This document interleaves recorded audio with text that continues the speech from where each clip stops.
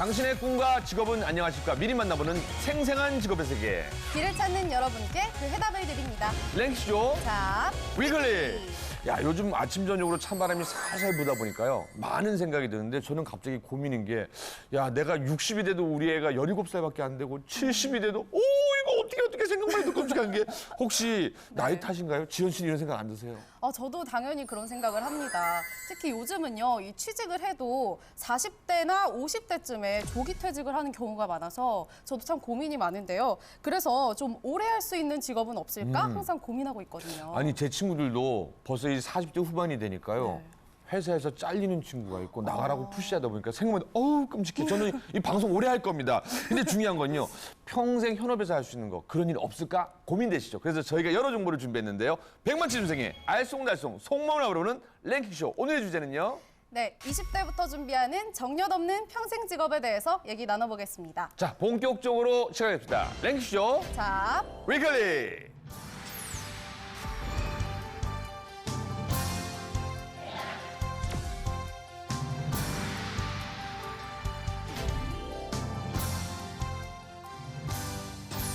오늘도 한정현, 주옥진 학생 나오셨습니다. 안녕하세요. 반갑습니다. 그리고 취업 컨설턴트 우리 박우식 대표 나오셨습니다. 예, 여러분의 취업을 책임지겠습니다. 취업 컨설턴트 박우식입니다. 반갑습니다. 네, 오늘 얘기는요. 평균 수명에 대한 얘기를 할까 하는데 평균 수명이 82세입니다. 이제 은퇴 후에도 일을 해야 되는 평생 직업의 필요성이 절실해지고 있습니다.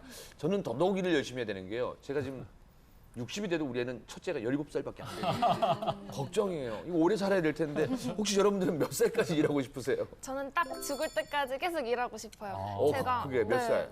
언제 죽을까요? 120살? 모르겠어요. 그때까지 일을 할 거예요. 저는 욕심이 많다 보니까 또 가만히 있지도 못하는 성격이어서 계속 일을 해야 될 것 같아요. 네.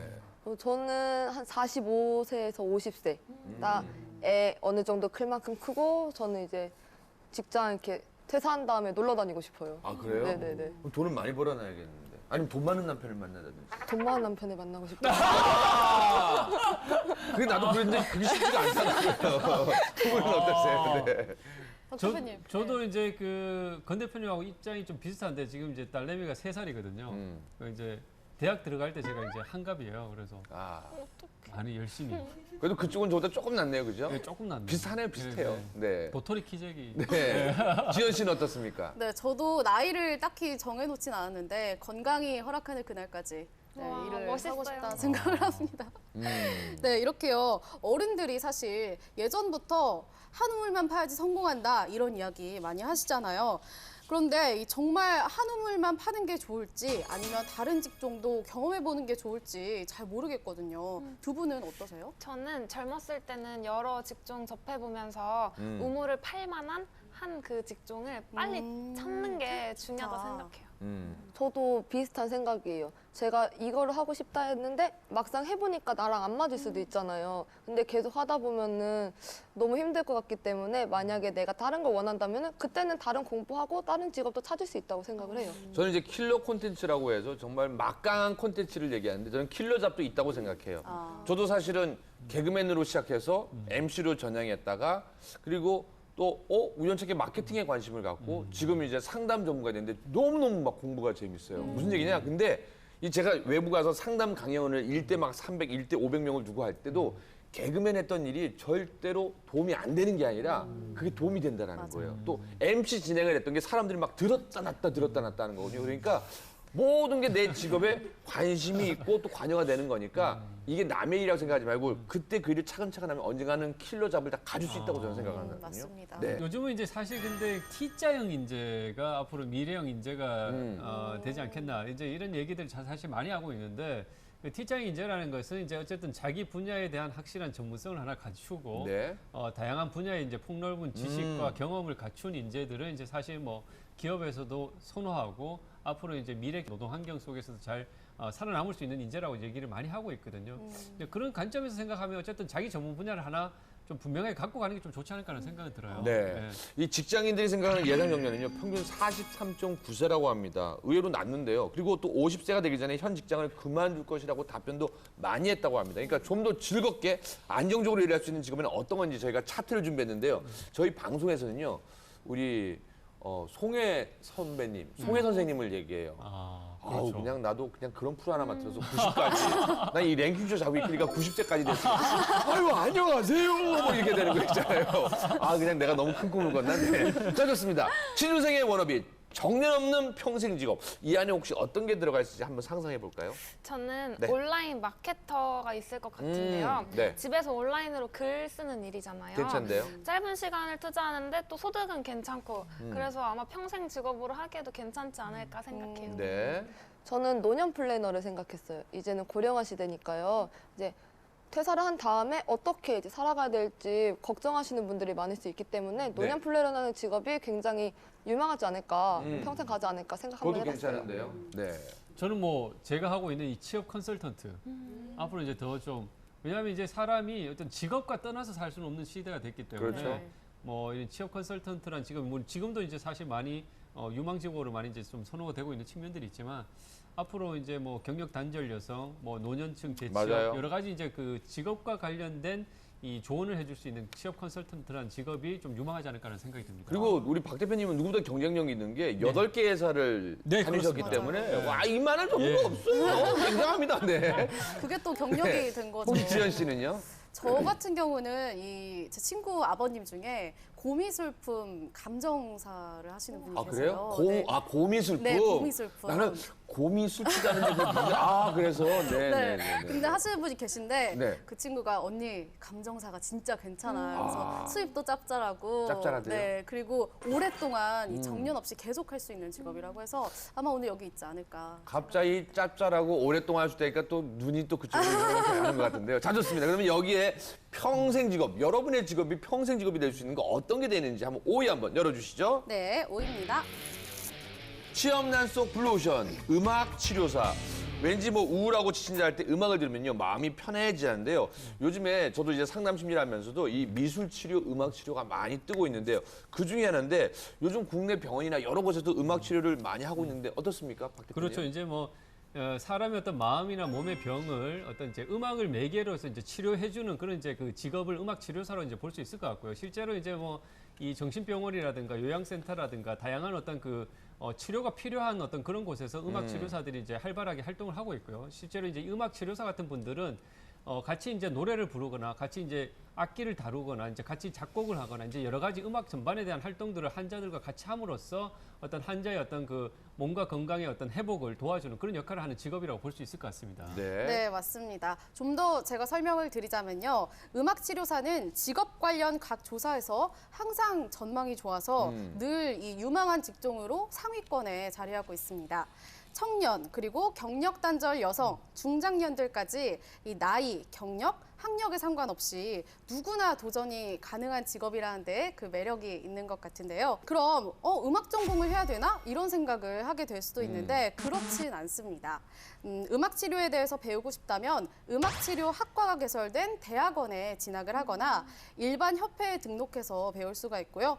또 자격증까지 취득을 할 수 있다고 합니다. 그리고 노인병원, 정신병원, 일반 병원 혹은 학교, 회사에서도 활동이 가능하고요. 네. 그리고 프리랜서로서 개인이 음악 치료를 요청하면 괜찮죠. 방문해서 할 수도 있다고 합니다. 음악으로 이 사람을 치유한다는 게 참 보람 있고 뜻깊은 일인 것 같은데요. 이 음악 치료에 대해서 어떻게 생각하세요? 저는 진짜 효과가 있다고 생각을 하는데요. 저만 해도 스트레스 받을 때 노래방 가면은 노래 몇 곡만 불러도 피로가 이렇게. 그렇죠. 네, 그래서 네.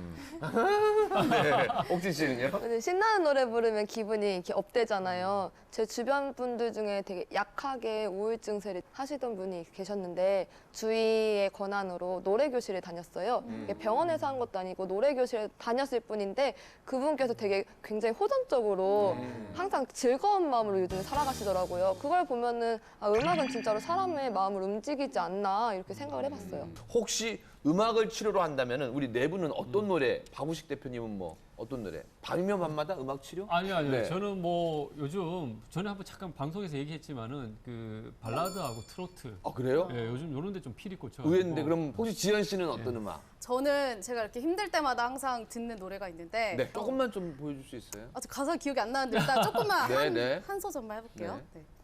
오늘도 수고했어 딴딴딴 어쩌고 저쩌고 기억이 안 나요. 그래요. 우리가 뭐 노래보다도 음악을 듣고 그렇게 심리 치료가 된다는 게 중요한 네. 건데 혹시 옥진 씨는요? 저는 좋아하는 노래가 이렇게 정해져 있는데 그래서 너무 잘 생각이 나서 문제네요 지금. 네, 어떤 노래요? 저는 로이킴 목소리가 너무 좋아서 그 봄봄봄 있잖아요. 그 달달한데 너무 따스한 노래. 그 노래를 좋아해갖고 힘들 때나 잠 안 올 때 그걸 주로 들어요. 저 같은 경우는 주로 많은 분들이 제 노래를 찾게 된 게 뭐냐면요.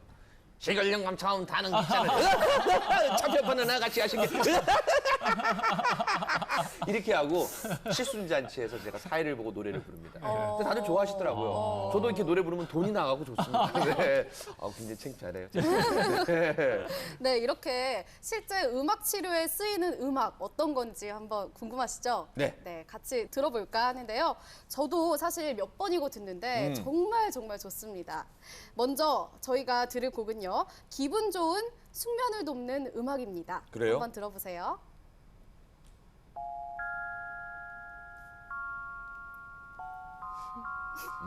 어떤가요? 정말 잠이 오는 네. 것 같지 않나요? 저도 모르게 잠이 올 것만 같아요.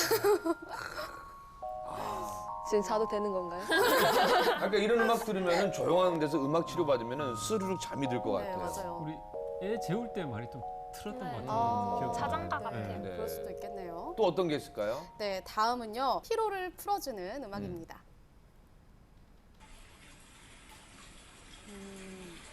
숲속에 있는 네. 기분이에요. 옹달샘 같은 물소리 이 물이 졸졸졸 흐르는 소리가 네. 정말 피로를 풀어줄 수밖에 없는 소리인 것 같습니다. 그러니까 여러분들 요즘에는요 이런 것들이 뭐 유튜브나 여러 곳 찾아보면 다 나와 있으니까요. 혹시 취업하면서 스트레스를 받는다. 그럼 한번 들어가셔서 좀 스트레스를 푸는 시간도 갖는 것도 굉장히 좋습니다. 단 한 2, 3분만 들어도 효과가 된다고 이미 임상이 다 나와 있으니까요. 한번 도전해 보시고요. 자, 좋습니다. 취준생의 워너비 정년 없는 평생 직업 4위는 어떤 것일까요? 네, 4위입니다. 쓰는 유망 직종 CS 강사입니다.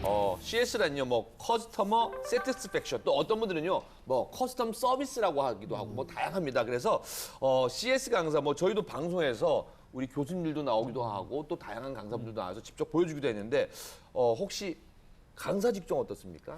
저는 말하는 거를 워낙 좋아하기도 하고 또 요즘 같은 서비스 시대에 CS 강사 하면은 잘 먹고 잘 살지 않을까 하는 생각에 저는 진짜 마음이 있습니다. 좋아요. 짭짤합니다. 많이 짭짤합니다. 우리 옥진 씨는요? 저는 좀 힘들 것 같아요, 저한테는. 왜요? 이게 말을 하면서 사람의 마음을 움직여야 되고 그거를 가르쳐야 되는 거잖아요.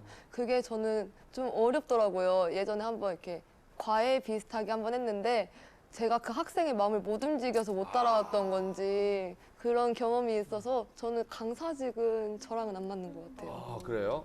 혹시 우리 지연 씨는요? 저 같은 경우는 그 과외 경험을 통해서 오히려 이 CS 강사에 좀 관심이 생긴 스타일인데요. 네. 예전에 그 과외했던 친구들을 보면 이렇게 모르겠어요. 제 자랑은 아니고 이렇게 저랑 하면 상도 종종 타오고 그래요? 잘하게 되더라고요. 우리 지연 씨는 항상 자기 자랑 티셔. 근데 미워할 수가 없어요. 눈은 좀 그런 거 하얘갖고요. 우리 박 대표님 요즘 강연계, 취업 강연계, 콘서트계 뜨거운 하수로 그냥 쭉 올랐던데요. 예. 네. 뭐 저는 이제 워낙 이런 가르치는 일에 적성이 잘 맞아야 하는 것 같아요. 그래서 이제 뭐 지금도 뭐 그런 일을 하고 있지만은 굉장히 좀 잘 맞고 더 잘하고 싶은 욕심이 있어요. 그래서 더 좀 사실 많이 공부도 하고 연구도 하고 그런 상황이고 네. 앞으로 이제 좀 더 많은 분들과 좀 소통할 수 있는 그런 이제 강사가 되고 싶다는 생각, 목표를 갖고 있습니다. 꼭 되실 겁니다. 예, 감사합니다. 제가 기업에서 한 번 나가면 한 몇백을 받는데 잠깐 보여드릴게요. 2012년, 13년, 14년, 15년 동안요. 우리 청와대에서 100대 1짜리 창출 기업을 뽑는데요. 거기에서 정말 대한민국 최고의 MC를 4년 동안 본 사람이 있습니다. 그 사람이 누구일까요? 권영찬입니다. 근데 청와대 4년 동안 갔더니요. 더 이상 대통령 각하라고 안 해요. 잘 들어보십시오. 지금 대한민국의 최고의 VIP가 입장하십니다. 여러분들 기립해서 큰 박수 부탁드리겠습니다. 지금 뭐라고 했습니까? 대한민국 최고의 VIP. 존경하는 네 분 여러분들 엄지를 들어주시기 바랍니다. 들어주세요. 저를 크게 따라갑니다. 나는 대한민국 최고의 VIP다. 큰 박수 부탁드리겠습니다. 여러분들 대한민국 최고의 VIP이기 때문에 지금 이 자리에 있는 겁니다. 여러분 할 수 있습니다. 취업할 수 있습니다. 믿어보십시오. 네, 이렇게 좀 맛을 보여드렸습니다. 네. 그러니까 괜찮은 직업 중에 하나인 것 같아요. 왜냐면요. 이 자기 개발을 하면서 사실은 책만 많이 읽고 자료만 하면요. 다른 비용이 안 들어갑니다. 개인의 노력만 하고 정보력만 있으면 된다는 거거든요. 한번 도전해 보시기 바랍니다. 맞습니다. 이렇게요. CS 강사가 요즘 주목을 받고 있는 이유가 있습니다. 첫째, 정년이 없다는 건데요. 연륜이 쌓일수록 이 커리어를 더 인정받을 수 있고 맞아요. 또 연봉도 더 높게 받을 수 있다고 합니다. 대졸 초임은 평균 2,400만 원에서 3,000만 원 정도지만 개인의 능력에 따라서 억대 연봉까지 혹시 억대 오, 연봉? 대단하네요. 네, 억대 연봉까지. 저는 좀 넘었어요. 아, 이 자신감. 근데 빚이 많아요. 네. 가능하다고 합니다. 둘째로는요, 신입인 경우에는 사내 강사에 소속되는 게 좋고요. 그 이후에는 프리랜서로 활동을 할 수 있어서 개인적인 공부도 할 수 있고 결혼을 해서도 할 수 있고 시간적 여유가 참 많다고 합니다. 서비스 강사가 되기 위해서는요, 고용노동부나 기관에서 CS 강사 자격증을 취득을 할 수가 있는데요. 요즘에는 남자 강사들도 많다고 하니까 참고하시면 좋을 것 같습니다. 강사계의 JYP신 우리 스타 강사 권영찬님께서 네. 제 옆에 계시잖아요. 아, 내가 이 일을, 이 강사로서의 일을 하길 잘했다 하는 때 있을까요? 저도 이게 될 줄 몰랐어요. 그냥 제가 항상 최선을 다했다. 히어앤 나우라고 그걸 상담에서 얘기하는 거예요. 히어는 여기부터 나오는 지금부터거든요. 근데 좋은 게 뭐냐면요. 저도 방송을 26년 했는데 정말 요즘에는 랭킹 조잡 위클립처럼 제가 하고 싶은 방송만 해도 돼요. 와. 섭외가 와도 안 합니다. 왜냐면은 강연 스케줄이 일단 많기 때문에 또 좋은 건 뭐냐면요. 현장에서 적게로는 한 50명에서 많게로는 제가 4,000명까지 놓아봤는데 그 강연의 역동성이라는 게 우시는 분도 있고 정말 뒤로 넘어지신 분도 있는데 그분들이 나갈 때 정말 아 나도 한번 변화해야겠다. 나도 한번 다시 도전해봐야겠다. 그리고 또 우리 취준생 대상으로 강연할 때는요. 여러분들이 할 수 있다라고 심어주잖아요. 그럼 그분들이 나중에 강사님, 저 그때 용기 얻어서 취업했습니다고 할 때, 야, 이게 정말 죽어가는 사람을 하나를 좀 살려내는 우리 취업 주치 같은 역할을 하다 보니까 좀 기분이 좋은 거죠. 네. 자, 좋습니다. 네. 그럼 제 얘기 그만하고요. 네. 지금 이거 해야 됩니다. 시청자님, 저것도 자랑하네, 자기 자랑인데. 죄송합니다. 3위는 어떤 기업이 있을지. 근데 사실은 정년 없는 평생 직업입니다. 그래서 여러분이 한번 곰곰하게 자, CS 강사 다음에 열어주세요. 네, 3위 열겠습니다. 20대도 미리 준비, 공인중개사. 옛날 같은 경우는요, 우리가 복덕방 아저씨, 복덕방 할아버지라고 했는데요. 이제는 삑입니다, 삑. 젊은 분들이요, 이거 사실은 공부하기도 만만치 않은데요. 근데 취업난 때문일까요? 우리 증장년층도 많이 응시하는데 요즘 20, 30대가 응시를 많이 한다고 합니다. 맞습니다. 취업에 대한 불안감, 또 빨라지는 퇴직 시기로 공인중개사 시험에 눈을 돌리는 청년층이 늘고 있는데요. 올해 공인중개사 자격시험 응시자는 총 19만 1,000명이었습니다. 와, 대단하네요. 굉장히 많죠. 20대에서 30대 응시자는 총 8만여 명으로 작년보다 38%나 증가한 수치고요. 연령대가 점차 낮아지고 있음을 보여줍니다. 대표님, 혹시 이 공인중개사 자격시험에 대해서 어떻게 치러지고 또 전망은 어떤지 네. 설명해 주세요.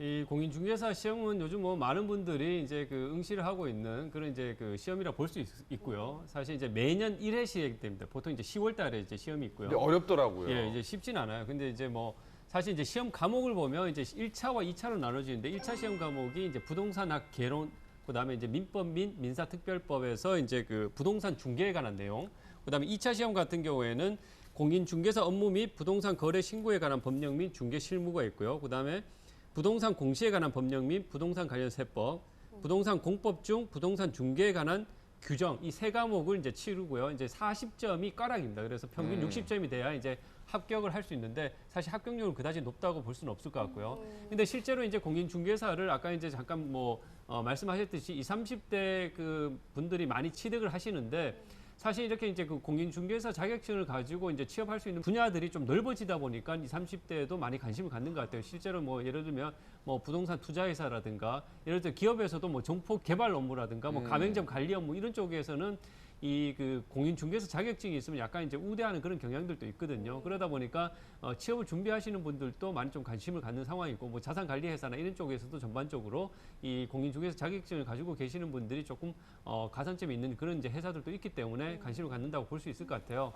그 다음에 이제 실제로 이제 뭐 정년을 이제 하셨거나 나이가 드신 분들이 이제 하셔서 공인중개사를 이제 개업하거나 이제 합동으로 이제 그 법인 형태로 이제 운영하시는 경우가 있는데 그쪽은 굉장히 경쟁이 치열한데 이 자격증이 있다고만 해서 사실 뭐 먹고 산다 이거는 좀 그런 시대는 이제 아닌 것 같아요. 네. 사실 뭐 실제로 변호사, 의사 자격증이 있다고 해서 다 잘 되는 건 아니거든요. 그만큼 그 자격증을 가지고 얼마나 자기가 그 분야에서 나름대로 이제 열심히 해서 차별화된 경쟁력을 가지고 시장에서 나름대로 인정을 받느냐 이런 부분들이 굉장히 중요하지 않나라는 생각이 들고 사실 제 친구 누나가 이제 공인중개사 이 남편분이 갑자기 돌아가셔가지고 공인중개사 이제 자격증을 취득하셔가지고 개업을 하셨는데 이 누나 같은 경우에는 실제로 조금 약간 이제 허름한 그 주택을 그 조금 이제 싸게 나온 것들 이제 아무래도 네. 그 중개사 하시는 분들 그런 데에 대한 매물 정보가 좀 빠르니까 그걸 매입하셔갖고 그것을 원룸으로 이제 신축을 하셔가지고 신축을 해서. 예, 그걸 이제 분양을 했는데 분양이 다 잘 되고 해가지고 뭐 매달 이제 꼬박꼬박 이제 월세들이 들어오니까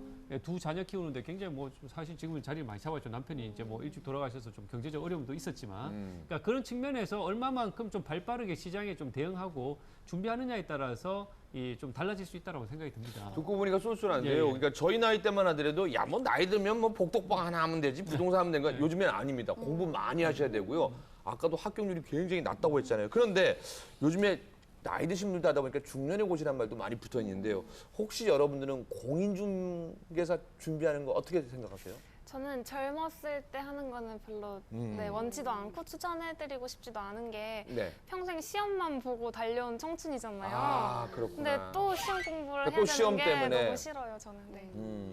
저는 좀 반대로 만약에 내가 이쪽으로 정말 꿈이 있다면은 한 번쯤은 취득해도 좋지 않을까 생각을 했어요. 저희 이모 같은 경우도 이 중개사 자격증이 계셔갖고 저희가 이제 뭐 전세를 놓거나 아니면 월세를 받거나 할 때 부동산 쪽으로는 알아야 될 게 많잖아요. 그렇죠. 그때마다 이모분께서 많이 도움을 주셨거든요. 이게 만약에 20대로 가갖고 내가 이걸로 사업을 할 수도 있는 거고 아니면 진짜로 아까 전에 말씀해 주셨던 것처럼 다른 쪽으로 기업에서 원하는 쪽에서 이제 좀 더 내가 가산점을 받을 수도 있는 거고 하기 때문에 얻을 수 있다면 나쁘지 않은 것 같아요. 괜찮죠. 저도 솔직히 얘기하면은 공인중개사 책 4번이나 샀었어요. 근데 시간이 안 돼서 공부를 다 못하고 아무튼 간에 그러니까 저 같은 사람이 많았을 것 같다는 생각이 아, 드는데 시험을 응시하셨다고요? 아니요. 아. 4번 책을 사고 공부를 딱 한 앞에 10페이지만 하고 했는데 지현 씨는 어떠세요? 근데 저도 이렇게 듣고 보니까 사실 공인중개사 자격증 이렇게 했었는데 관련 분야에 이제 관심이 있는 사람이면 취득해 놓으면 젊을 때 취득해 놓으면 좀 노후도 보장이 네. 될 수 있는 게 아닌가. 아 괜찮죠. 네. 근데 머리가 우리 때는 안 나가니까. 박 대표님 어떠세요? 그래서 이제 뭐 저는 기업에 있으면서 실제로 이제 명태나 구조조정 당하셔가지고 나가시는 그런 한 40, 50대 되시는 분들이 공인중개사 취득에 대한 고민을 많이 하시고 실제로 공부하시는 분들도 많았었거든요. 근데 저는 뭐 그런 식으로 이제 좀 묻지마식 취득보다는 자기가 정말 좀 관심 있는 분야에 대한 부분들을 먼저 좀 생각하고 좀 선택하는 것들이 좀 필요하지 않나. 왜냐하면 뭐 자기가 적성 이런 거 고려하지 않고 했다고 해서 그걸 다 잘할 수 있느냐 이건 또 아니라고 생각을 하거든요. 그래서 좀 더 그런 부분들에 있어서 제2의 어떤 그 직업을 준비하시는 분들은 좀 더 신중하게 선택하셔가지고 준비하는 게 좀 좋지 않을까라는 생각이 듭니다. 네. 자 이번엔요 여러분에게 쉬어가는 시간입니다. 아주 대박 코너입니다. 취준생들에게 궁금증을 영상으로 받아서 시원하게 풀어드리는 시간입니다. 취업 주치 박쌤에게 물어봐. 네, 박쌤 받아주세요. 예, 여러분의 취업 고민을 속 시원하게 해결해 드리겠습니다. 취업 주치 봉식입니다. 자 오늘도 진짜 의사는 아니지만도요 우리 취업하시는 분들 숨 꼴딱꼴딱 넘어가는데 이분이 다 살려내셨습니다. 어떤 질문이 있는지 자 취업 동아리 KCCP 학생들이 박쌤에게 질문이 있다고 합니다. 자 영상 보여주세요. 안녕하세요. 저는 경기대학교 취업동아리 KCCP의 경영지원 직무 영어영문학과 23살 구민지입니다. 저는 자본주의의 꽃이라고 불리우는 금융업 분야에서 인사직무를 담당하는 멋진 사회인이 되고 싶은데요. 인사직무에는 어떤 역량과 자격증 등이 필요한지 알고 싶습니다. 감사합니다. 네. 이제 그 요즘 같은 경우에는 과거에는 인사직무가 저도 이제 인사업무로 사회생활을 시작했지만 인사직무 같은 경우에는 과거 같은 경우는 단순한 행정적 업무가 많이 초점이 맞춰져 있어요. 저도 제 처음에 이제 들어갔을 때 뭐 급여 업무, 복리후생 업무 이런 업무부터 이제 했었는데 최근에 기업에서는 이제 핵심 인재의 중요성들이 갈수록 커가면서 이 인사 업무 자체가 기업에서 전략 부서로서 그 위상이 많이 좀 높아졌습니다. 그러다 보니까 많은 분들이 인사부서에 좀 관심을 갖고 지원을 하는 상황이기 때문에 인사부서 같은 경우에 어떤 그 들어가기 위한 어떤 그런 경쟁률이 굉장히 높아지고 있는 상황이라 좀 볼 수 있고요. 이제 그 말씀을 좀 먼저 드리고 싶고요. 그러다 보니까 T1은 한정돼 있고 들어가려고 하시는 분들은 많다 보니까 상대적으로 고스펙, 이제 좀 많은 준비가 좀 필요하다는 걸 좀 말씀을 드리고 싶어요. 기본적으로 인사 직무에서는 어떤 역량들이 요구하냐? 인사 같은 경우에는 우리나라 같은 경우에는 기본적으로 인사 제도가 노동법에 기반을 해야 됩니다. 그래서 기본적으로 이 노동법에 대한 이해가 있다라는 부분들은 인사 업무를 수행하는 데 있어서 좀 강점으로 작용할 수 있다는 걸 좀 말씀을 드리고요. 네. 여러분들이 좀 관심을 가져야 될 부분들은 이제 경영학 전공하시는 분들 중에서도 반드시 이제 인사나 전략적 인사 관리 이런 쪽에 관련해서의 이론적 지식을 좀 쌓아놓는 것도 굉장히 좀 도움이 많이 되시라고 생각하고 업무적으로는 사실 IT나 OA 능력을 좀 많이 이제 좀 봅니다. 그러니까 IT나 OA 능력 항상 특히 파워포인트나 엑셀 활용 능력을 좀 항상 시켜놓는 것이 도움이 될 수 있으리라고 보고요. 그다음에 이제 최근에는 이 소셜 미디어에 대한 활용 능력도 좀 많이 보는 편이니까 그런데 좀 관심을 갖는 것이 좀 필요하다고 생각합니다. 그래서 이 인사 직무 같은 경우는 아까 잠깐 말씀드렸듯이 T1은 작은데 가려고 하는 분들이 많기 때문에 사실 좀 특별한 자격증이 있으면은 상당히 좀 유리한 고지를 점령할 수 있다고 생각하는데 그 자격증 중에 하나가 이제 공인노무사라는 자격증이 있어요. 실제로 이 공인노무사라는 자격증이 이제 노동법에 대한 전문성을 인정받을 수 있는 자격증이거든요. 그래서 이 노무사라는 자격증을 갖고 계시는 분들이 상대적으로 인사 쪽에 가시는 데는 조금 유리하다라고 좀 볼 수 있을 것 같고요. 그 다음에 이제 미국 인적자원관리협회에서 주관하는 PHR이라는 자격증이 있습니다. 이런 자격증 같은 경우에도 요즘 이제 국내에 들어와 있는 외국계 기업들도 많고 하기 때문에 PHR 자격증 같은 경우도 여러분들이 관심을 가지고 좀 취득을 하시면 나중에 취업하시는데 좀 도움이 되리라고 생각을 합니다. 우리 박사님 박수 부탁드리겠습니다. 야, 취업의 아우토반이에요. 그냥 쉬지 않고 그냥 취업 앞전 쫙 하는데 야 대단합니다. 그러면 이제 두 번째 질문 어떤지 영상 보여주세요. 안녕하세요. 26살 선주혁입니다. 취업과 관련해서 자기소개서나 면접을 할 때 입사 후 포부에 관한 항목이 많은데요. 그럴 때 생산 품질 관리 직무로서 신입사원이 할 수 있는 그런 일들은 무엇이 있나요? 네, 실제로 요즘 이제 뭐 하반기 공채 시즌이다 보니까 많은 학생들이 특히 자소서 항목 중에 입사 후 포부를 어떻게 작성해야 되느냐라는 질문을 이제 많이 하는데 제가 이제 실제로 자기소개서를 검토하다 보면 많은 학생들이 입사 후 포부에 쓰는 내용이 다들 비슷해요. 입사해서 열심히 배우겠습니다. 선배 사원 말 열심히 듣겠습니다. 너무 단순하다. 그렇죠. 뭐 출근 일찍 하겠습니다. 뭐 이런 이제 정말 누가 보더라도 기업 입장에서는 그다지 매력을 못 느낄 그런 이제 입사 후 포부를 작성하는 경우가 많이 있는데 저는 입사 후 포부의 작성 방향을 어떻게 해야 되냐 제가 좀 말씀을 드리고 싶은 것은 여러분들이 지원하는 직무와 관련해서 내가 구체적 목표를 좀 제시해 주는 게 좋습니다. 두 갈식으로. 그래서 내가 지원하는 직무에 있어서 내가 뭘 개선해 보겠다라든가 어떤 생산성을 높여 보겠다. 영업 쪽이면 뭐 매출을 높이겠다든가 어떤 혁신을 해 보겠다. 뭘 바꿔 보겠다. 뭘 개선 이런 어떤 구체적 직무와 관련된 포부를 좀 언급해 주시고 그런 목표를 추구하는 이유 그다음에 그런 목표를 이루기 위해서 내가 입사 후에 어떻게 꾸준하게 자기 개발을 할지 이런 것들을 여러분들이 이런 프로세스로 입사 포부를 작성하시면 가장 저는 무난하다고 생각을 하고요. 지원하신 학생 같은 경우는 이제 생산 품질 쪽에 이제 지원하시는 것 같은데 그 부서의 미션이 뭐냐 그걸 좀 생각해 볼 필요가 있어요. 당연히 불량률을 낮추고 수율을 높이는 게 그 부서의 핵심적인 미션이라 볼 수 있겠죠. 그렇네요. 그러면 그 불량률을 낮추고 수율을 높이기 위해서 내가 어떤 역할, 어떤 것을 개선하거나 바꿔보거나 기여를 할 수 있을지에 대한 부분들을 고민해 보시고 그런 내용들을 직무에 대한 목표로서 두 가지로 제시하신다 그러면 훨씬 더 좀 차별화된 입사 포부가 작성될 수 있지 않을까라는 생각이 듭니다. 야, 한번 우리 이름 박우식. 감사합니다. 박우식 정말 대단합니다. 네. 오늘도요. 정말 두 명의 취업을 원하는 응급 환자들을 살려내 주셨습니다. 다시 한번 뜨거운 박수 부탁드리겠습니다. 야, 대단합니다. 오늘도 그냥 마치도 그냥 뻥 하고 뚫리는 것 같은데요. 저희는 계속해서 순위 이어가겠습니다. 이제 5위, 4위, 3위까지 봤는데요. 2위는 뭘지 한번 열어주시기 바랍니다. 네, 2위입니다. 한국인이라면 누구나 도전한다. 한국어 교사. 요즘에요. 드라마 태양의 후예 같은 한류 바람이 불고요. 그리고 또 K-팝 열풍으로 외국인의 한국에 대한 정말 뜨거운 관심이 정말 점점 높아가고 있답니다. 올해 한국인 재외동포가 응시하는 한국어 능력시험 토픽 지원자가요. 역대 최대였다고 합니다. 우리 취준생도 많이 지금요. 한국 기업에 외국인들이 많이 채우려고 노력한다고 하는데 박 대표님 현재 경향이 좀 어떻습니까? 그렇죠. 이제 뭐 외국인들이 최근에 이제 국내 기업을 관심 있게 이제 생각하고 있는 외국인들이 많이 증가하는 추세인데 그것은 이제 저는 크게 보면 세 가지 측면에서 그 이유가 있다고 생각합니다. 첫 번째 같은 경우에는 일단은 우리나라 한류의 영향으로 우리나라 기업에 대한 이미지가 사실 많이 좋아졌다라는 것들이 이제 첫 번째 좀 생각해 볼 수 있을 것 같고요. 이 두 번째 같은 경우에는 어쨌든 우리나라 기업들이 해외 진출을 또 많이 하다 보니까 현지인들에 대한 채용들이 또 상대적으로 또 과거보다 많이 늘어났고, 그렇겠네요. 그다음에 이제 현지인 채용에 대한 기업에서의 우호적 분위기들이 많이 좀 형성이 돼 있는 상황이다 보니까 외국인들이 과거보다는 우리나라 기업에 입사할 가능성이 상대적으로 좀 높아졌던 이런 어떤 환경적 측면들도 저는 좀 한 가지 좀 생각해 볼 수 있으리라 생각을 하고요. 그다음에 우리나라 기업들이 최근에는 이제 글로벌 기업으로서 좀 위상이 많이 높아지다 보니까 이 근무 조건의 대우 같은 경우에도 상대적으로 많이 좋아지고 있거든요. 그러다 보니까 이 외국인들도 우리나라 기업에 좀 많이 관심이 증가하는 상황이라 좀 볼 수 있을 것 같아요. 네. 맞습니다. 이 태국에서는요, 한국어를 제2외국어로 지정했고요. 또 중국에서는 한국어 논문 경시 대회까지 큰 인기를 끄는 등 이 한국어 교육에 대한 관심이 매우 높아지면서 한국어 교사가 미래 유망 직종으로까지 손꼽히고 있다고 합니다. 한국어 교사가 되려면요, 한국어 교원 자격증을 취득해야 하고요. 그다음에 한국어 관련 학과를 나오면 한국어 교사 2급 자격증을 취득할 수 있다고 합니다. 관련 학과를 나오지 않아도 대학기관이나 교육센터에서 수료를 한 다음에 자격시험을 통해서 3급 자격증까지 취득을 하면 됩니다.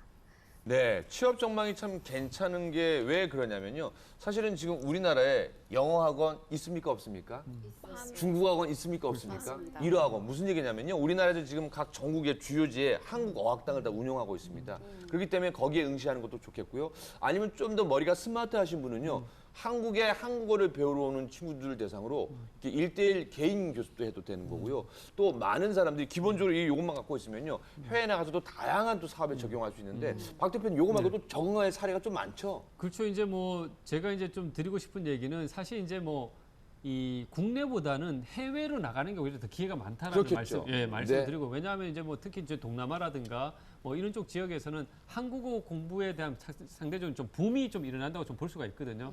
그렇기 때문에 한국어 강사에 대한 수요들도 좀 많이 증가하고 있는 상황이기 때문에 좀 한국어 강사에 관심이 있으신 분들은 국내보다 또 오히려 해외에 좀 더 관심을 가지고 좀 알아보는 것도 저는 괜찮다는 생각이 들어요. 네, 맞습니다.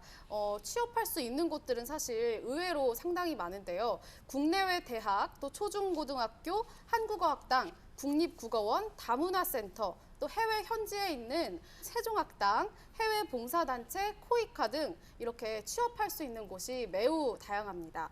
사실 한국어 교사는 이 한국인으로서의 자부심 그리고 사명감으로 보람을 느끼면서 일을 한다고 하는데요.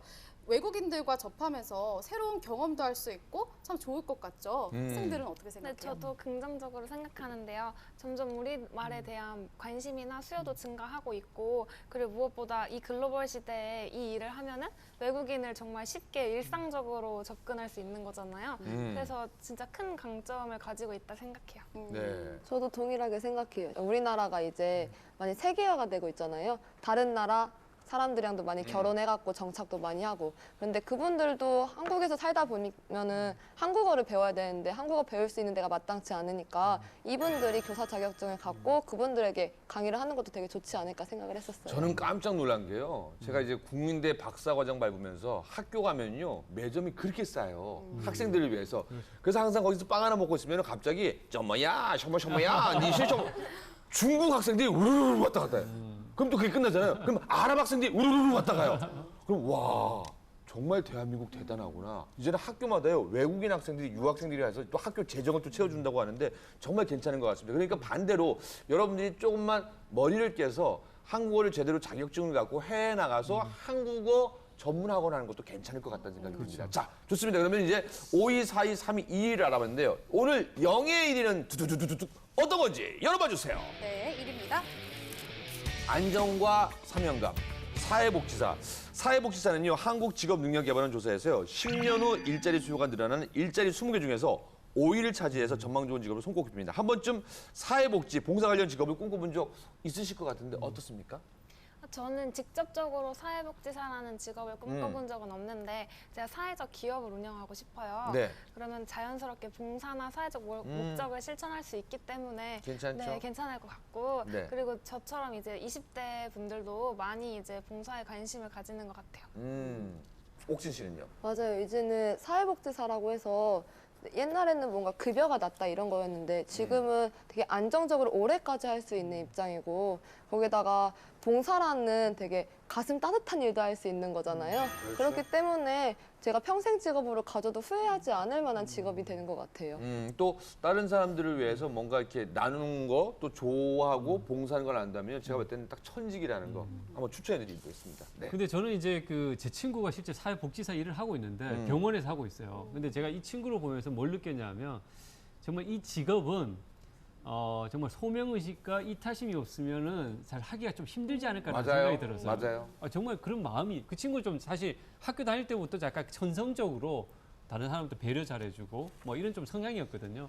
그러니까 이 직업을 단순히 안정적인 측면에서만 접근하기보다는 자기 어떤 적성들 이런 것도 좀 고려해가지고 좀 생각해보는 것도 필요하지 않을까 하는 생각이 듭니다. 네. 네, 맞습니다. 사회복지사가 되려면요, 대학에서 사회복지학을 전공하거나 그래야죠. 학점 은행제, 평생교육원 등 이렇게 필요한 수업을 이수해서 자격증을 취득할 수가 있습니다. 복지관, 기업의 사회공헌팀, 병원, NGO 단체 등으로 취업을 하게 되는데요. 평균 사회복지사 초봉이 150만 원에서 200만 원 정도로 보수는 많지 않지만 정년 걱정 없이 아주 안정적이고 사명감 있는 일을 할 수 있는 데서 의미 있는 직업인 것 같습니다. 이 사회복지사 앞으로 전망은 좀 어떻게 되나요? 그렇죠. 이제 뭐 인구 통계학적인 조사에 의하면 우리나라도 2020년이 되면 65세 인구가 전체 인구에서 20%가 넘는 초고령 사회가 된다고 하거든요. 그만큼 이제 이 우리나라 사회에서 이제 노령화가 굉장히 빠른 속도로 진행되고 있다 보니까 아무래도 이제 이 사회 복지 수요도 사실 많이 증가할 가능성들이 많겠죠. 그런 측면에서 이 사회 복지사에 대한 어떤 공공기관이라든가 이런 데에서의 아니면 민간 어떤 지원 단체에서의 어떤 수요들이 저는 갈수록 많이 증가할 수 있다라고 생각을 하고 직업적인 전망은 밝다라고 볼 수 있을 것 같습니다. 네, 좋습니다. 자, 그러면은요, 오늘 1위부터 5위 쭉 했는데 이 중에서 마음에 드는 직업 혹시 있으십니까? 저는 CS 강사예요. CS. 네. 꼭 한번 해보면은 잘 맞고 괜찮지 않을까 하는 확신이 좀 들어요. 네, 나중에 제가 수업료 안 받고 같이 드리겠습니다. 네, 옥진 씨는요? 저는 원래 강사는 좀 어렵지만 한국어 교사는 한번 해보고 싶어요. 괜찮죠. 네, 제가 외국에 나가서 직접 일을 할 수도 있는 거고 아니면 우리나라에 들어오는 다양한 외국인들을 만나서 일할 수도 있는 거기 때문에 사람 만나는 게 재밌어서 한국어 교사도 재밌지 않을까 저는 그렇게 생각해봤어요. 네, 또 옥진 씨는 외모가 좋아서 외국인들한테 코리아 선생님 예뻐요 이런 소리 들 것 같아요. 네. 저 같은 경우는 이 5위인 음악 치료사에 좀 관심이 갔는데요. 이 음악에 대해서 공부를 하다 보면 저조차도 이렇게 마음의 치유를 받을 수 있지 않을까 이런 네. 생각을 합니다. 네, 우리 혹시 박 대표님 여기 원하는 거 있다면 혹시? 저도 이제 한국어 교사 뭐 가르치는 일이니까 뭐 도전해 볼 수 있지 않을까라는 생각이 듭니다. 갑자기 태양의 후예 그 유시준 대인. 네네, 가능합니다. 죄송합니다. 네, 가능합니다. 자, 이번에는요, 우리 대학생, 취준생과 우리 학부모에게 희망을 메시지는 우리 힐링 강연 시간입니다. 오늘 강연을 해주실 분은요, 대한항공에서 18년간 스튜어디스로 근무하고 지금은 백석대학교 관광학부 교수로 재직하고 있는 분입니다. 스튜어디스뿐만 아니라요, 많이들의 롤모델이 되고 있습니다. 우리 이양정 교수님, 도전과 인생에 관한 솔직한 이야기 두 번째 강연 듣겠습니다. 박수로 청해드리겠습니다. 취업 힐링 강연 힘내는 청춘 금방 수락됐습니다.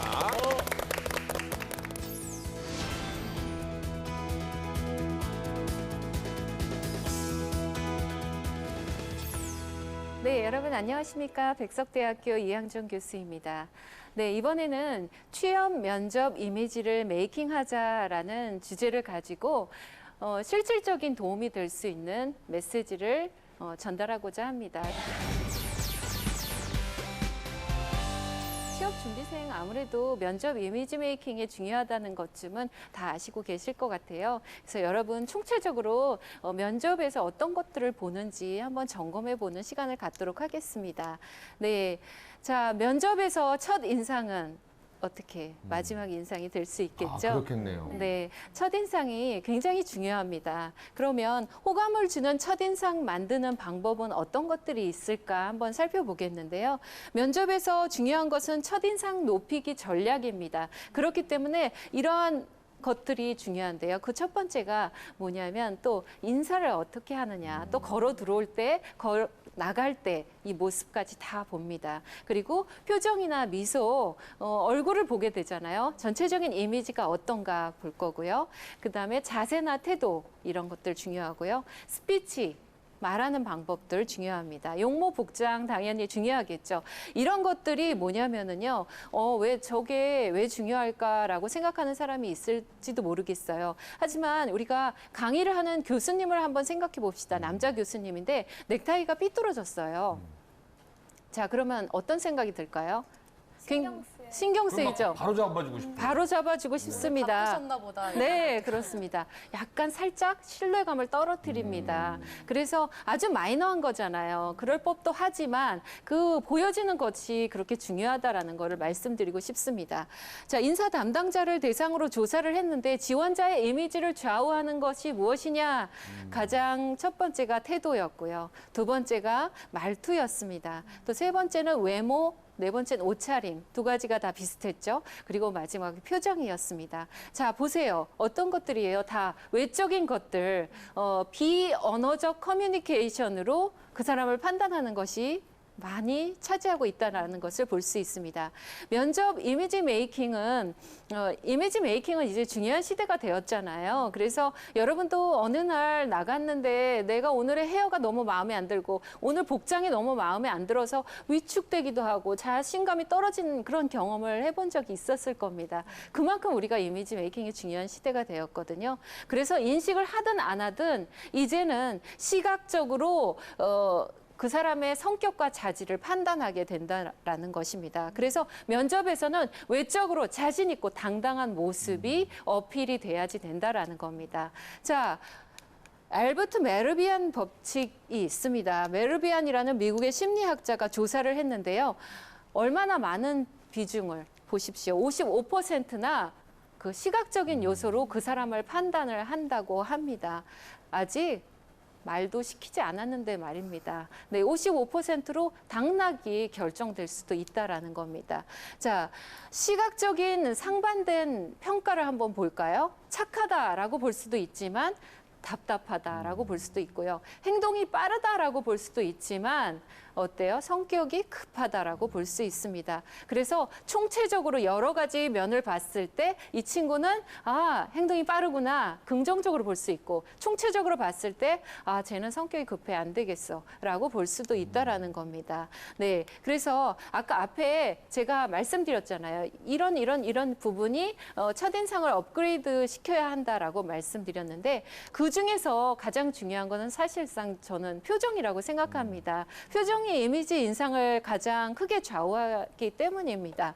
자, 그런데요. 면접을 보다 보면 웃고는 있는데 울기 일보 직전인 사람이 있고요. 웃고는 있는데 얼굴이요.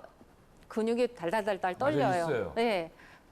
달달달달 떨리는 왜 그럴까요? 긴장해서?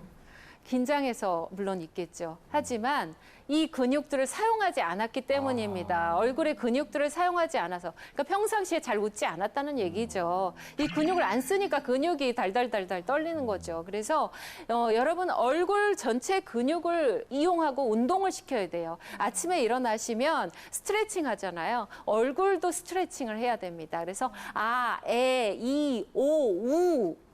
이렇게 얼굴을 크게 확장시켜서 근육들을 움직여 주시고요. 그리고 입만 웃으면 가식적인 웃음이 될 수 있고요. 또 썩소라고 해서 한쪽만 올라갈 수 있습니다. 네, 그렇기 때문에 근육들을 풀어주시고 나서 미소 연습을 하셔야지만 편안하고 자연스러운 이미지가 될 수 있습니다.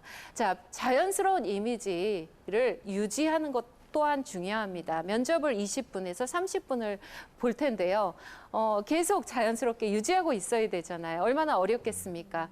훈련이 된 사람은 어렵지 않습니다. 자, 그래서 여러분이 거울을 보고 웃는 연습을 늘 하셔야 돼요. 일상에서 가장 하기 좋은 건 뭐냐면요. 거울을 보시면서 친구하고 수다 떨 때요. 핸드폰 수다 떨 때 거울 보고 웃으면서 하시는 방법을 한번 이용해 보세요. 그때 치아가 8개에서 10개 정도 윗니만 보이게 하는 게 좋습니다. 이거 좀 오버한 거죠? 네네네. 네. 죄송합니다, 교수님. 네. 죄송합니다. 면접에서 오버는 금물입니다. 네, 오버는 금물이고요. 면접에서 어수선하고 산만하고 이런 것들 역시 금물입니다. 그래서 이상적인 미소를 찾아가시는 게 좋겠고요. 그리고 눈매도 따뜻한 게 좋습니다. 눈도 웃고 입도 웃고 마음도 웃는, 내가 정말 즐거운 상상을 하셔서 마음까지 웃는 그런 연습을 하시면 좋을 것 같습니다. 한번 우리 학생이랑 네. 우리 한번 MC. 웃어보실까요? 한번 해보세요. 네. 여기 또 눈웃음을 워낙 잘하는 우리 지금. 네, 자, 안에 혀가 살짝 보이면 안 됩니다. 네, 우리 학생이 조금 보이거든요. 그래서 어떻게 하면 되냐면 아랫입술이 그 위에 치아 끝을 살짝 닫고 있으면 혀가 안 보이겠죠. 그렇죠. 그리고 입꼬리는 올려주세요. 입꼬리는 올려주시고 우리 지연 씨 너무 스마일 좋은데 조금만 더 웃으시면 좋을 것 같아요. 네, 그 정도. 그리고 눈까지 웃고 계시잖아요. 그래서 너무 잘 웃고 있습니다. 네, 우리 MC분. 네, 눈도 웃고 있습니다. 저렇게 즐거운 상상을 하시고 즐거운 시간을 갖고 생각을 하시고 하면 저렇게 자연스러운 미소가 될 수 있거든요. 그래서 입꼬리가 내려가는 건 금물이기 때문에 입꼬리를 항상 올리는 습관을 하시면 좋을 것 같습니다.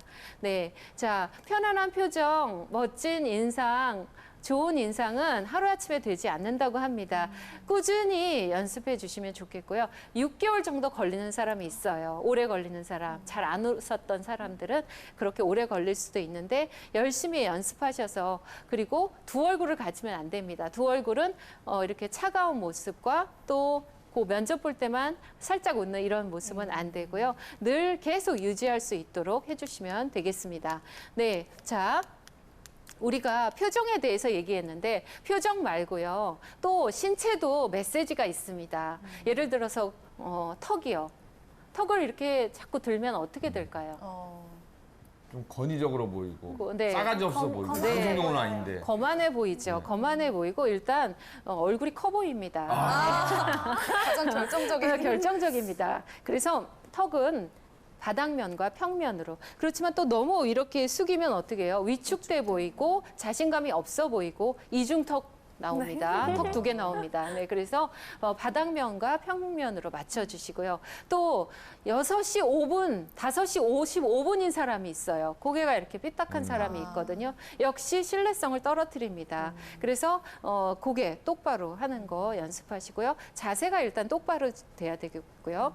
그리고 면접관이 여러 분 계시잖아요. 근데 너무 긴장한 나머지 앞에 면접관은 똑바로 보는데 이 옆에 면접관은 이렇게 얼굴을 돌려서 보면 되는데 이렇게 소심하게 얼굴은 여기 있고 눈만 이렇게 가서 보는 경우가 있거든요. 그러면 또 비호감으로 보일 수 있고 눈치를 보는 걸로 보일 수가 있어요. 그래서 이렇게 돌아서 이렇게 보시면 좋을 것 같습니다. 자, 면접에서 자세, 태도 중요하다고 말씀드렸습니다. 그죠? 자세는 심리적인 태도를 나타내기 때문입니다. 걸어 들어올 때, 나갈 때, 그리고 인사하는 모습, 그리고 서 있는 자세, 앉아 있는 자세, 이런 것들 굉장히 중요합니다. 그것을 통해서 이 면접자의 마음과 성향과 이런 것들을 읽을 수 있기 때문입니다. 자, 그래서 서 있는 자세 한번 보겠습니다. 자, 서 있는 자세는 우리가 공수법이라고 해서 여성들은 다 알 거예요. 네, 오른손을 위로 가게. 근데 이때 주의하실 점은 손가락을 벌리시지 마시고요. 모아서 예쁘게 감싸 안고 아랫배에다가 대시고요. 팔을 너무 각을 세워가지고 부자연스럽게 하는 건 별로 좋지 않습니다. 그래서 편안하게 이렇게 대시고요. 그리고 아까 말씀드렸죠. 어깨 펴고 그다음에 목 자라목인 사람이 있어요. 자라목. 목 뒤로 이렇게 빼시고 그리고 등, 허리 곧게 이렇게 유지하신 상태에서 그대로 이렇게 내려와서 인사하시고 올라오시게 하시면 되거든요. 너무 이게 박자가 빠르면 경망스러워 보여요. 그래서 세련미 있게 내려갔다가 올라오시면서 인사를 하시는 게 좋고요. 서 있는 자세도요. 메시지가 다 있어요. 앉아 있는 자세도 메시지가 다 있습니다. 앉아서 꼬부정하고 있는 사람과 당당하게 이렇게 자신감 있게 세련되게 있는 사람은 준비되어 있는 모습이 보이거든요. 네, 이렇게 해주시면 되고요. 우리 학생 한번 연습 한번 해볼까요? 네, 면접장에 들어왔습니다. 면접관을 향해서 한번 인사하는 모습을 한번, 네, 손 조금만 더 내리시고요. 네, 맞습니다. 팔 조금만 더 붙이시고요. 네, 인사 한번 해볼까요?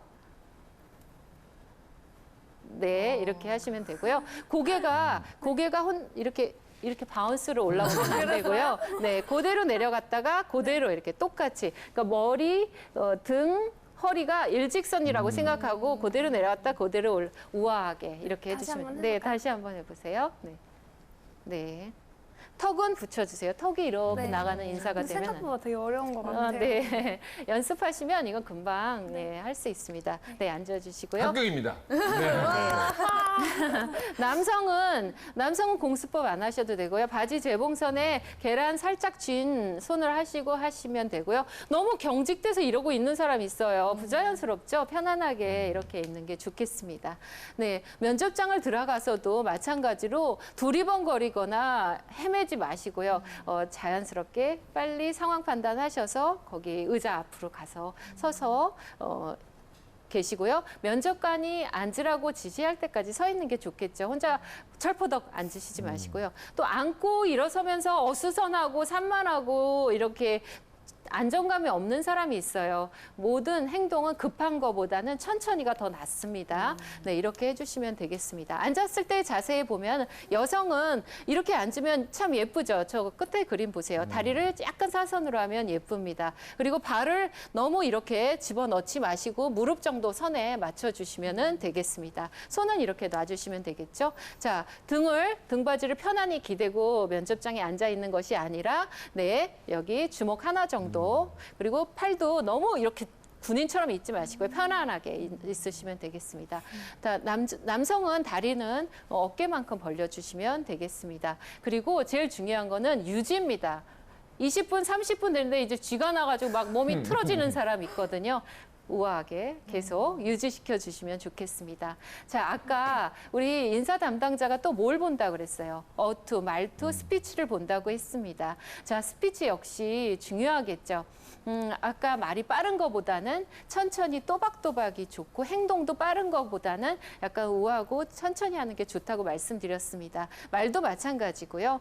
음성의 강약 완급을 사용하면은 전달력이 굉장히 높아집니다. 이 뒤에 예시로 연습을 한번 해보도록 하겠고요. 또 감정이입을 해서 말씀을 드리는 게 또 전달력이 높습니다. 예를 들어서 엄마의 따뜻한 손길과 같은 서비스를 하겠습니다. 이런 것보다 엄마의 따뜻한 손길과 같은 서비스를 제공하겠습니다. 이렇게 해서 좀 감정이입을 해서 얘기를 하면 정말 편안한 스피치가 될 수 있을 것 같습니다. 그리고 잠깐 쉼도 역시 전달력, 집중도를 높일 수 있습니다. 그리고 특색 있는 자기소개문, 그리고 면접에 대한 답변 노트를 만들 거 아니에요? 거기에 스토리텔링으로 메시지를 준비하시면 좋겠습니다. 예를 들어서 막연히 최선을 다하겠습니다. 열심히 하겠습니다. 잘하겠습니다. 그럼 누가 다 잘한다 그러지 안 한다 그러겠어요. 그런 것보다 어떤 사례를 제가 이러이러해서 이런 걸 해냈습니다. 이것처럼 이 회사에 헌신해서 이러한 것을 해내겠습니다. 뭐 이러한 스토리텔링에 답변을 준비해 주시면 좋겠습니다. 자, 우리 아까 그 강약 완급에 대해서 말씀드렸잖아요. 그리고 잠깐 쉼, 호흡 말씀드렸잖아요. 한번 이런 식으로 연습해 보는 거예요. 세게, 강하게, 짧게, 길게 연습을 해보는 건데 제가 한번 해볼까요?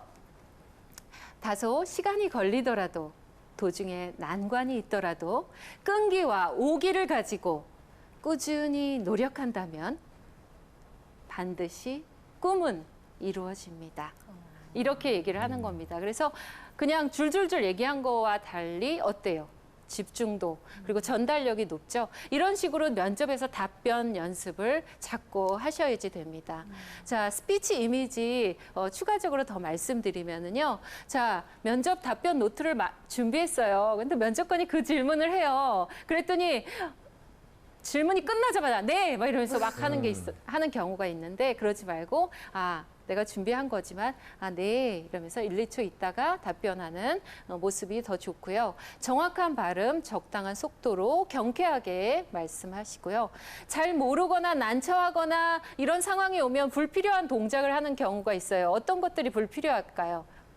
머리 긋고 막 정현 씨 헤를 낼름. 네, 혀를 낼름하거나 머리를 긁거나 얼굴을 만지거나 그리고 막 먼 산을 보거나 이러면 안 되겠죠. 다 모든 것이 다 메시지가 있다고 말씀드렸잖아요. 그래서 계속 흐트러짐 없이 유지하면서 그 아까 앉은 자세 보셨죠? 서 있는 자세 보셨죠? 이대로 면접관님 저를 뽑아주십시오. 저를 봐주십시오. 물론 지금 저를 얘기하고 있지 않지만 저를 계속 봐주십시오. 텔레파시를 막 보내면서 서 있어야 된다는 겁니다. 네, 그리고 말끝을 흐리는 게 가장 안 좋습니다. 말끝은 또박또박 마무리 지을 수 있도록 해주시고요.